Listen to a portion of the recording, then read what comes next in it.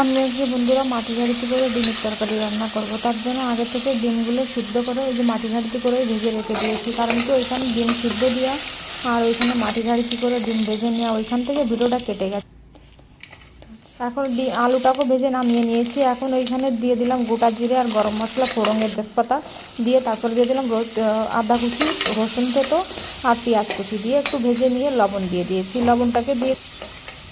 লবণটাকে দিয়ে দেওয়ার পরে দিয়ে দেবো হলুদের গুঁড়োটা দিয়ে দেওয়ার পরে একটু আদা, কাঁচা লঙ্কা, জিরে বাটা দিয়ে দিলাম। জিরে বাটা দিয়ে দেওয়ার পরে একটু কষিয়ে নিয়ে তারপরে দিয়ে দেবো লঙ্কার গুঁড়ো, ধনের গুঁড়ো দিয়ে দেওয়ার পরে টমেটো